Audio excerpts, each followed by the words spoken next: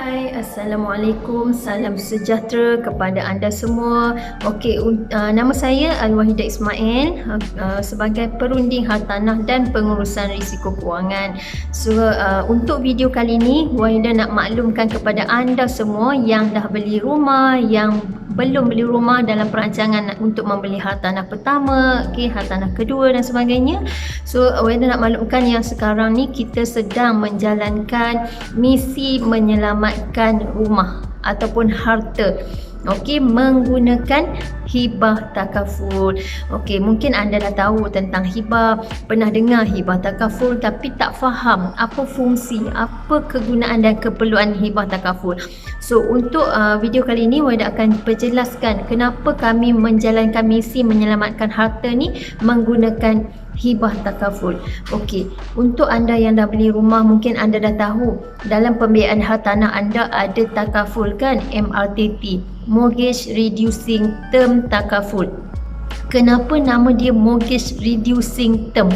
Okey, reducing term bermaksud perlindungan perlindungan hartanah anda tu, perlindungan pembiayaan hartanah anda tu berkurangan. Okey, berkurangan mengikut baki dan tempoh loan anda.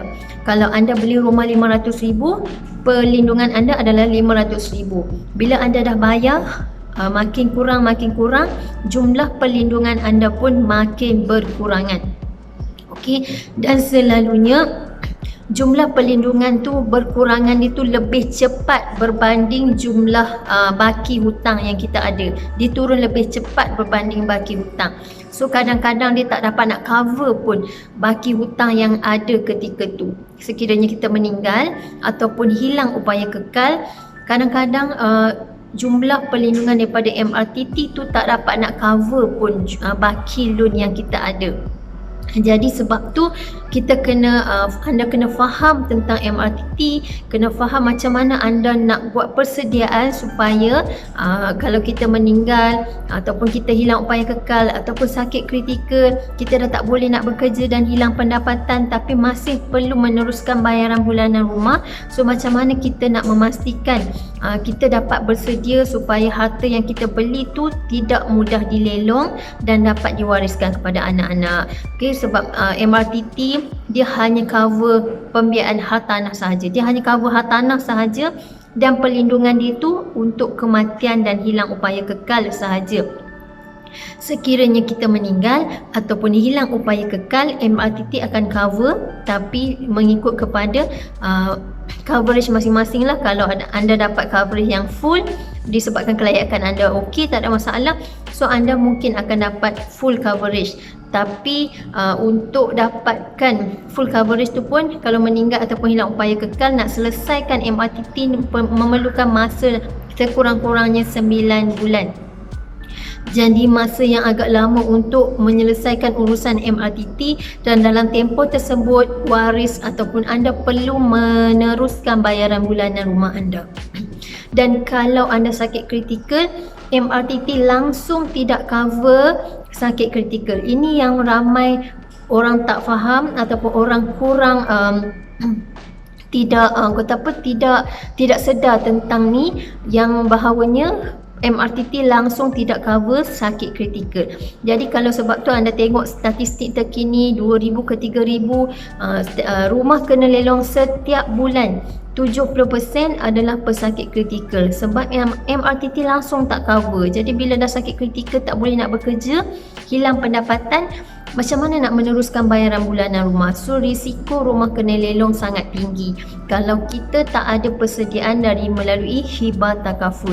So, kalau anda ada simpanan untuk hibah takaful dengan bulanan yang sangat rendah, okey, macam sekarang ni kita bawa misi kita menjalankan misi menyelamatkan harta dan rumah ni menggunakan plan I-Grade generasi daripada Great Eastern, kerana plan ni direka khas ketika COVID-19 dan dia memang dapat award pada bulan 5 baru-baru ni, bulan Mei 2021, award penyelesaian takaful terbaik ketika COVID-19. Sebab jumlah hibah tu sangat tinggi dan ada peningkatan setiap 5 tahun sekali 10%. Minimum 250,000 ataupun suku juta kita boleh ambil. Maksimum berapa ratus ribu mengikut keperluan yang kita perlukan. Keperluan tu adalah mengikut kepada sama ada kita nak ikut kepada jumlah baki hutang yang kita ada ataupun jumlah komitmen kita selama 10 bulan. Sebab keperluan tujuan utama kita nak ambil hibah takaful ni, nak buat simpanan hibah takaful adalah dua sebab utama.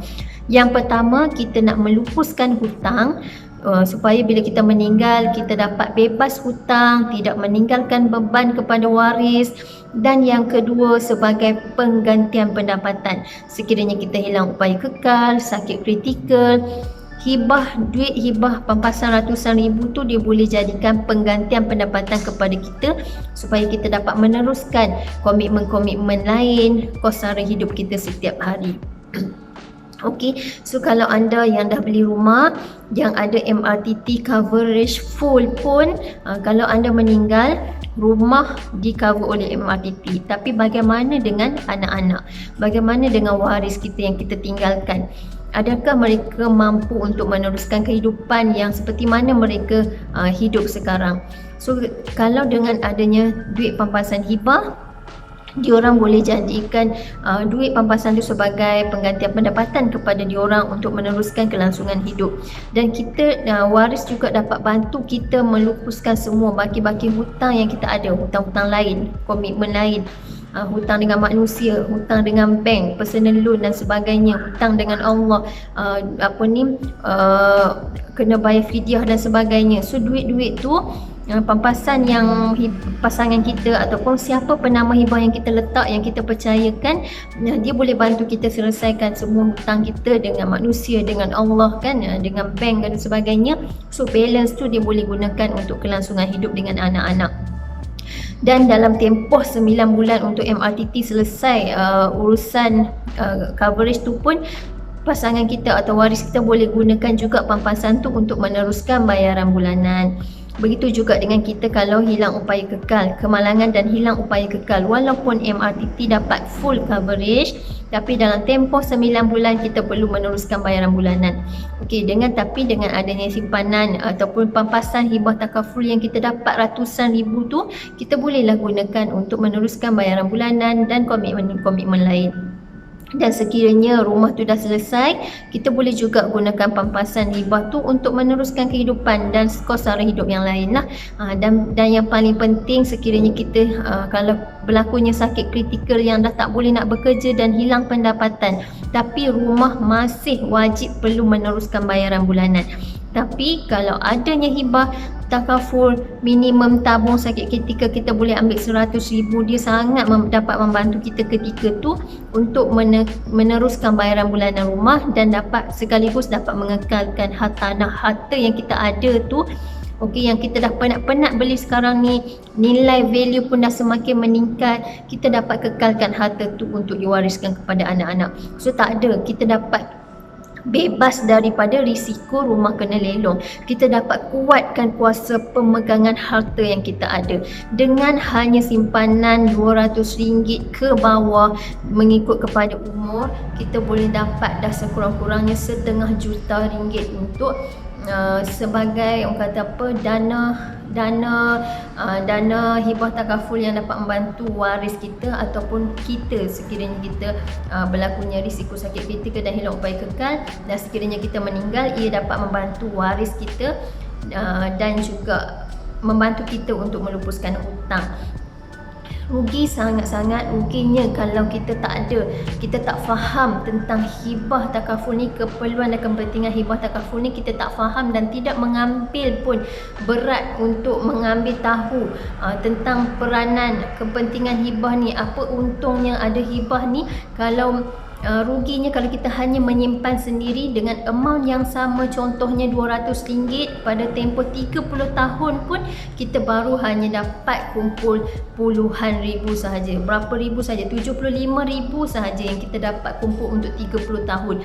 Itu sekiranya berlaku risiko sebelum 30 tahun, berapa amount sahaja simpanan yang kita ada ketika tu yang boleh bantu kita untuk menghadapi risiko. Tapi dengan simpanan hibah takaful jumlah yang sama RM200, kita boleh dapat minimum RM750,000 pada bulan pertama, bulan kedua selepas kita menyimpan.